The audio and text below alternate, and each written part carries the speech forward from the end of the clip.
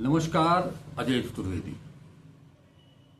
देशवासियों, भारतवासियों के तमाम विरोध के बावजूद कल दुबई में एशिया कप का वो मुकाबला हुआ भारत और पाकिस्तान के बीच।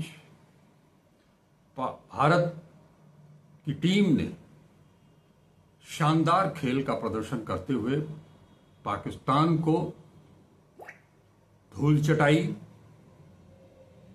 उन्हें करारी शिकस्त दी। 7 विकेट की करारी शिकस्त। इस जीत के साथ भारत अपने पूल में शीर्ष पर है। लेकिन बात यहां तक नहीं है। इस मुकाबले में कप्तान सूर्य कुमार यादव, अभिषेक शर्मा, गेंदबाज कुलदीप यादव, इन सब ने बहुत बढ़िया प्रदर्शन किया, जिसके बूते पर ये टीम, ऐसा कभी लगा नहीं कि वो टीम पाकिस्तान इसके ऊपर कभी हावी भी हो सकता है। आप सभी को अच्छी तरह से याद है कि ये टीम है, बस थोड़ा सा नेतृत्व का परिवर्तन हुआ है। इसी टीम ने कप्तान रोहित शर्मा के नेतृत्व में विश्व कप जीता है।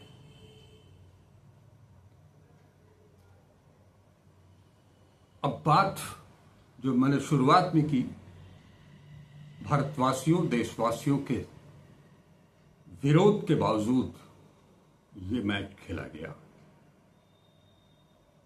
आम आदमी पार्टी की तरफ से दिल्ली में विरोध प्रदर्शन भी हुआ, तोड़फोड़ भी की गई, ऐसा सुनने को आया है। मैं तोड़फोड़ की निंदा करता हूं, क्योंकि मेरा मानना है व्यक्तिगत तौर पर भी कि किसी की भी संपत्ति को तोड़ना, उसे नुकसान पहुंचाना, ये उचित नहीं है। टीवी फोड़ना, हिंसक वारदात नहीं होनी चाहिए। बावजूद इसके दिल्ली में ऐसा कुछ हुआ। बहुत सारे लोगों ने इस मैच का प्रसारण नहीं देखा, सजीव प्रसारण। हमने कल आपको बताया भी था इस बारे में। मैच जिस तरह से खेला जाता है उसी तरह से खेला गया, और भारत पाकिस्तान के मैच के बीच जो तनाव होता है, वो तनाव स्पष्ट तौर पर दिखाई दिया। और इस बार जो माहौल था वो 22 अप्रैल 2025 की पहलगाम की घटना, जिसके विरोध समस्त देशवासी इस मैच का विरोध कर रहे थे। वो पहलगाम की घटना जिसमें कि हमारे 26 सैलानी, निहत्थे सैलानी,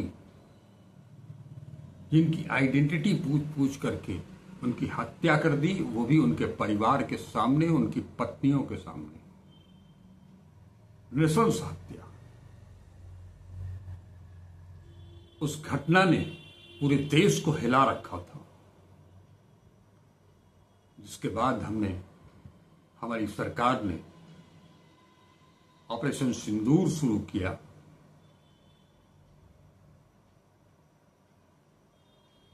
वो मसला अभी तक कायम है, क्योंकि प्रधानमंत्री जी ने साफ कहा है कि वो जो सीज फायर हुआ था वो पाकिस्तान के गिड़गिड़ाने पर हुआ था, किसी और के कहने पर नहीं। ये दिगर है कि प्रधानमंत्री जी, अमेरिकी राष्ट्रपति डोनाल्ड ट्रंप, जिन्होंने 32-33 बार कहा कि वो सीज फायर मैंने कराया था ट्रेड के नाम पर, लेकिन इसका जवाब प्रधानमंत्री जी ने, भले ही उनका नाम न लिया हो डोनाल्ड ट्रंप का, लेकिन उन्होंने कहा था कि खून और पानी एक साथ नहीं बह सकते, व्यापार और आतंक एक साथ नहीं हो सकता, लेकिन खेल हो सकता है। इस मैच को लेकर के लोगों का गुस्सा खिलाड़ियों की ओर था,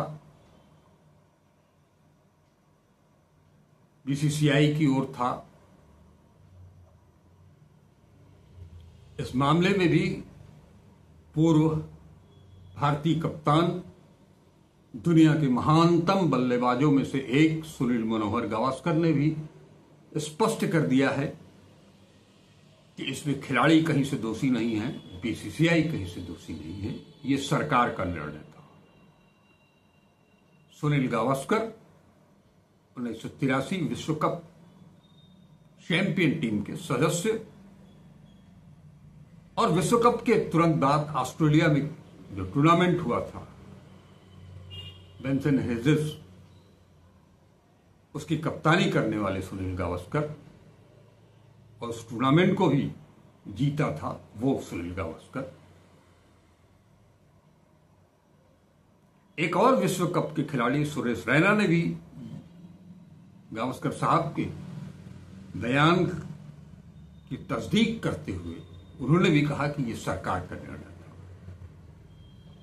यहां आपको एक चीज और भी बता दूं कि सरकार ने स्पष्ट किया है कि बायलैटरल सीरीज नहीं होगी, लेकिन आईसीसी के टूर्नामेंट हो या एसीसी के टूर्नामेंट हो, उसमें हमको खेलना हमारी मजबूरी है। एक बयान आप सबको याद हो, अगर याद नहीं है तो मैं याद दिला दूं। यही गृह मंत्री साहब अमित शाह जी कुछ दिन पहले जब भारत पाकिस्तान बायलैटरल सीरीज को लेकर के एक सवाल उनसे किया गया था, तब उन्होंने कहा था कि पाकिस्तान को लेकर के कोई भी निर्णय आईसीसी ही ले सकती है। आईसीसी चाहे तो पाकिस्तान को प्रतिबंधित कर सकती है। आज उनके सुपुत्र जय शाह आईसीसी के चेयरमैन हैं। क्या आईसीसी के चेयरमैन से हमारे प्रधानमंत्री या गृह मंत्री ये कह नहीं सकते हैं कि आतंकवाद के नाम पर पाकिस्तान को अंतर्राष्ट्रीय क्रिकेट से बैन कर दिया जाए, जैसे दक्षिण अफ्रीका को नस्ल भेद रंग भेद नीति के चलते अंतर्राष्ट्रीय क्रिकेट से बाहर किया गया था कुछ सालों के लिए। क्या आईसीसी के चेयरमैन जय शाह, जो कि भारत के निवासी हैं, पहलगाम की घटना भारत में ही हुई थी, क्या वो खुद इस पर निर्णय नहीं ले सकते थे? लेकिन ऐसा कुछ भी नहीं हुआ। वजह इसकी ये थी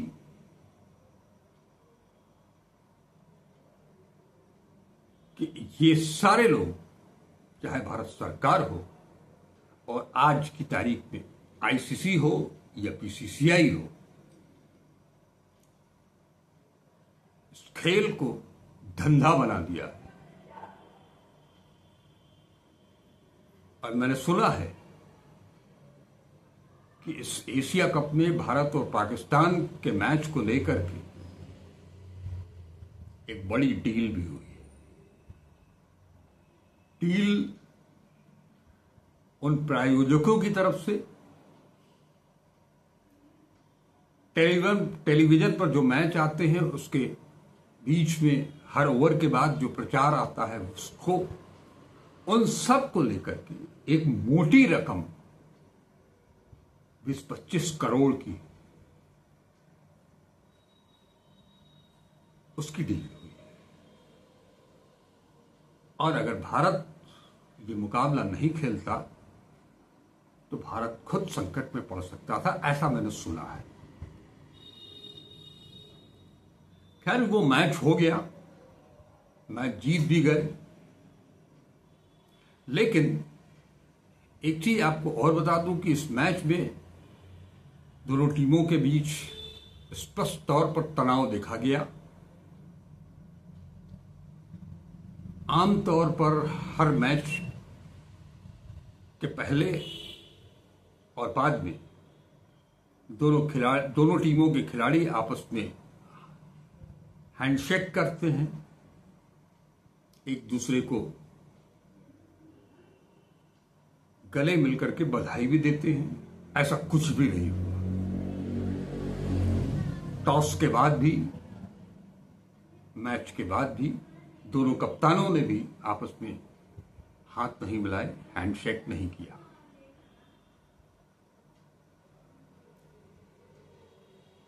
लिहाजा सब कुछ बहुत सामान्य रहा। तनावों के भी दर्शकों की अच्छी खासी भीड़ थी। भारत पाकिस्तान के मैच में जैसे होता है वैसे ही।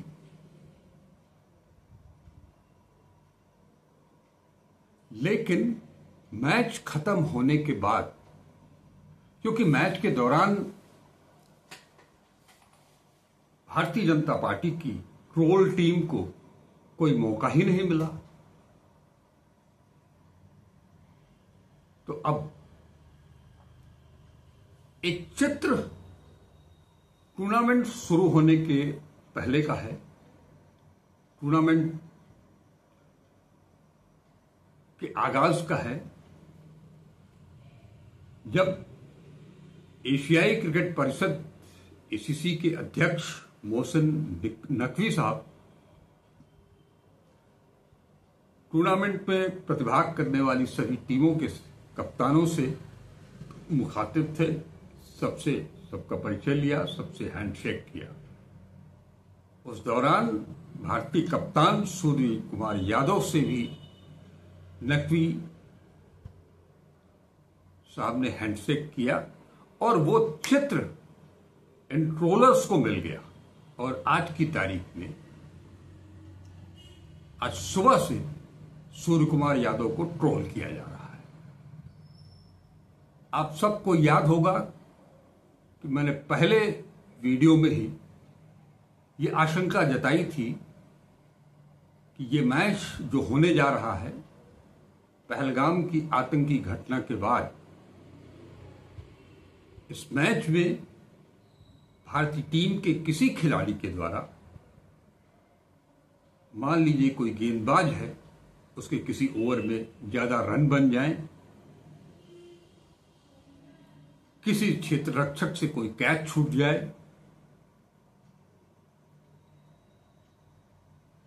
कि कोई बल्लेबाज सस्ते में आउट हो जाए, तो यही लोग उस खिलाड़ी को जाने क्या क्या कह करके ट्रोल करना शुरू कर देते हैं। किसी को खालिस्तानी बता दिया जाता है, किसी को पाकिस्तानी बता दिया जाता है, किसी को आतंकी बता दिया जाता है। यह आशंका मैंने जताई थी। मैच में तो कुछ नहीं हुआ, लेकिन टूर्नामेंट के शुरू होने के पहले की वो तस्वीर वायरल हो गई है और लोग ट्रोल कर रहे हैं सूर्य कुमार यादव। क्यों? एक शिष्टाचार है, उन्होंने हाथ मिला लिया। आप मैच खेलने की इजाजत दे सकते हो, जब खून और पानी एक साथ नहीं बहेगा, व्यापार और आतंकवाद एक साथ नहीं चलेगा, तो यह मैच कैसे चलेगा? और उस मैच के दौरान या उससे पहले टूर्नामेंट के अगर कप्तान ने एसीसी के अध्यक्ष से हाथ मिला लिया तो वो कौन सा गुनाह कर दिया? इसके लिए जिम्मेदार सूर्य कुमार यादव नहीं है, हमारी सरकार है जिसने की ये अनुमति प्रदान की।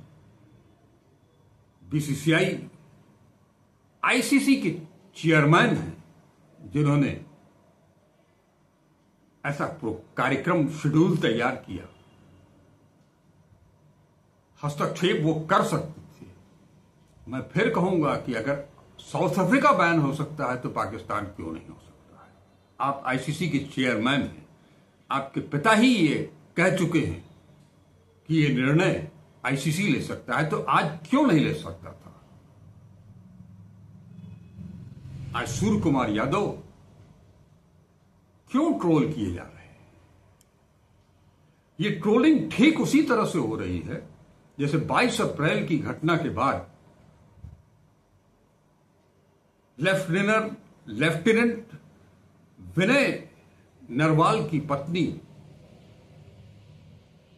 हिमांशी नरवाल, आप सबको पता है कि विनय नरवाल की आतंकियों ने गोलीबार करके हत्या कर दी थी। हिमांशी ने सिर्फ इतना ही कहा था कि देश में हम चाहते हैं कि शांति बनी रहे, सांप्रदायिक सौहार्द बना रहे, लोग मुसलमानों के खिलाफ कश्मीरियों के पीछे न पड़े। उनका ये कहना इन ट्रोलर्स के लिए एक मौका मिल गया। उस आपदा में भी अवसर खोज लिया इन लोगों ने ट्रोल करने का, और हिमांशी को जम करके ट्रोल किया गया। हिमांशी ही क्यों, विदेश सचिव के परिवार को, उनकी बेटी को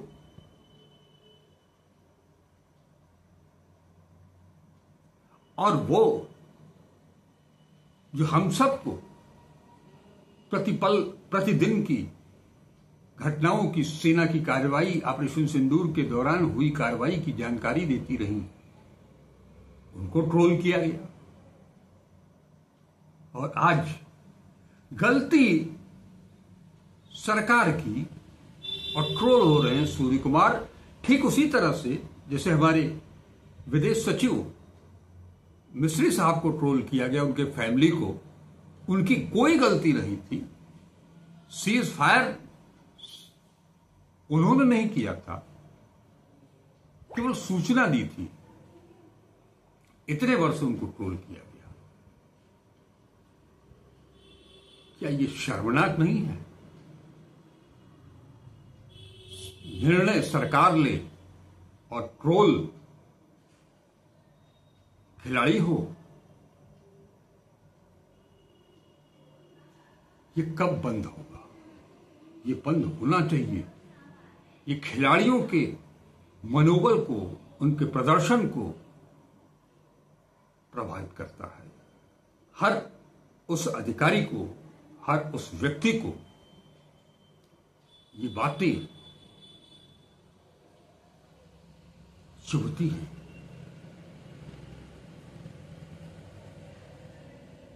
हाँ, चलते चलते एक चीज जरूर मैं कहना चाहूंगा आप सबसे।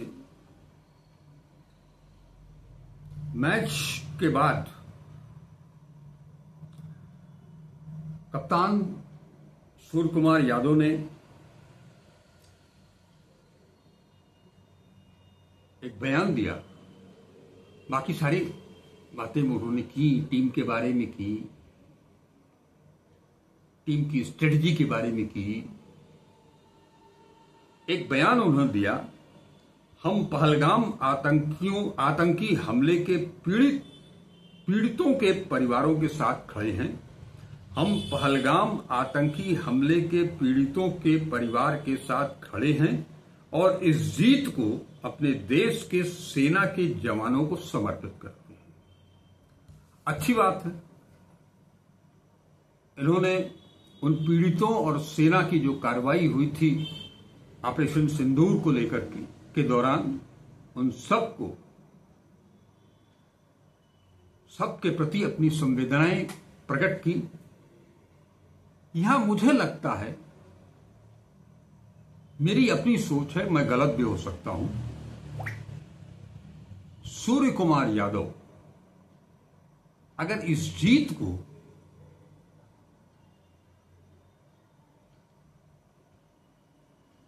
उन शहीद भारतीयों जो 26 भारतीय मारे गए थे, 25 भारतीय और एक नेपाली, उन शहीदों को अगर समर्पित करते तो कहीं ज्यादा बेहतर होता। सेना के पराक्रम को, सेना की कार्रवाई को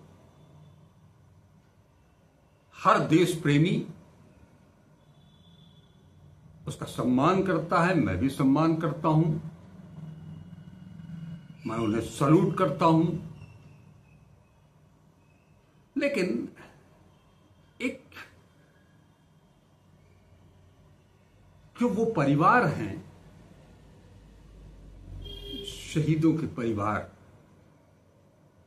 जो इस मैच का विरोध भी कर रहे थे,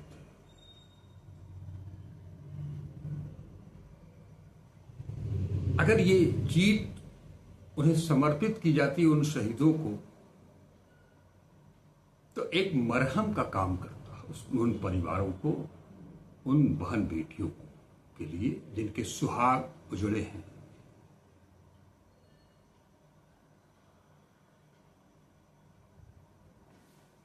बस इतना ही कहना था। जय हिंद।